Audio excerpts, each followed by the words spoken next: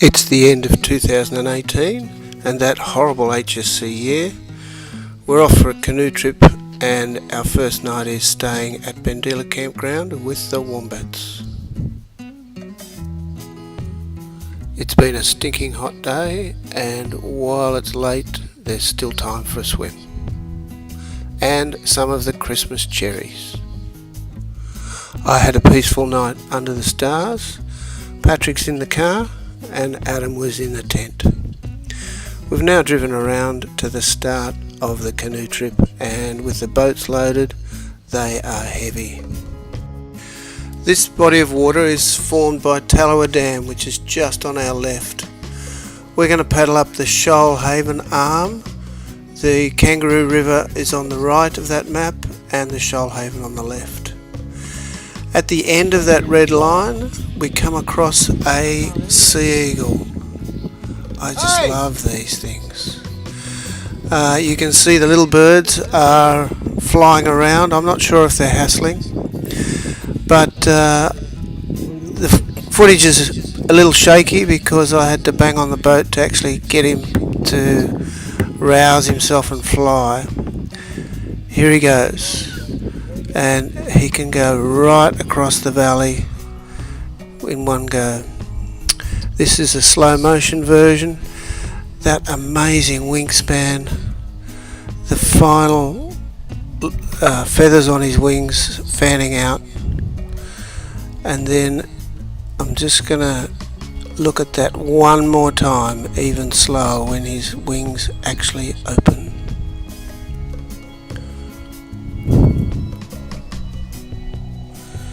Here's that last time. The little bird's hassling and off he goes. Isn't that incredible? I love these birds. After another 20 minutes or so of paddling, we check out the first campsite, then move on to just before the second. Here we've landed. We've probably done an hour and a half's paddling by this stage. And we have a look around and it's a great little spot. Spot for a couple of tents there. And sure enough, the camp wardens are on guard, doing their circuits. Here's the first one, and his backup is just up the hill.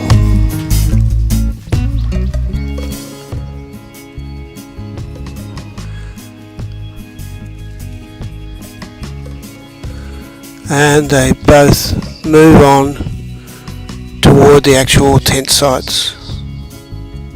The next campsite is real luxury. Just another 50 metres on and there's grass, logs to sit on. There are a few flies and that may well be because there's a toilet up here. Now, can you see the toilet? It's right behind those trees. After a great lunch, we head back downstream. It's really hot now. Adam's in the water.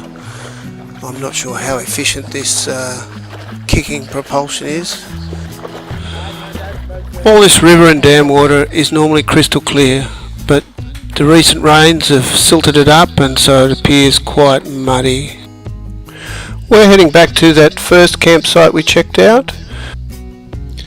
It's so hot that we're going to carry these boats up and put them in the shade. The food inside them is baking hot. Of course the camp warden is on duty. He's about 6 foot long. We named him Bruce and he's checking us out. After 12 long years of school study, Adam's enjoying creating a spear to defend us from those horrendous Australian wild animals.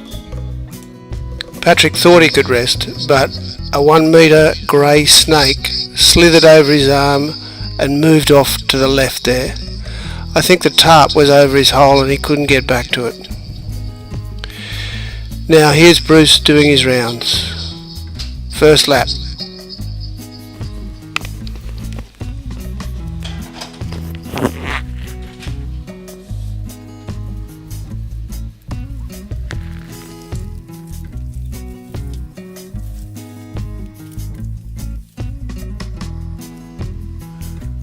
Goannas will eat small animals. They can move very quickly when they want to. They love eggs. Once at a campsite I had every single egg from a dozen licked clean with the shells still in the container. It was amazing. Now they'll also eat a dead kangaroo. They'll go in through the backside and eat all the guts. Therefore a bite from a goanna could be very, very infectious. However, they are quite scared of big animals, certainly scared of us, and I slept out overnight and was not bothered. I think Brucey came round and checked me out a couple of times because I heard the rustling, but the minute I moved he was out of there. They're extremely primitive, been around for millions of years. Well, it was a hot night, but now it's early morning. All is peaceful. There was no dew on the tents or tarps, and we're going to set out on this glassy water to head back for the dam.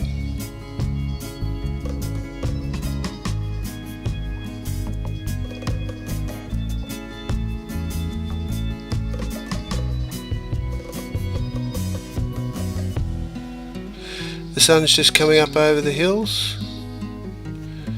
It's really only an hour's paddle back. And here we go with the heavy boats again. This is the end of the trip.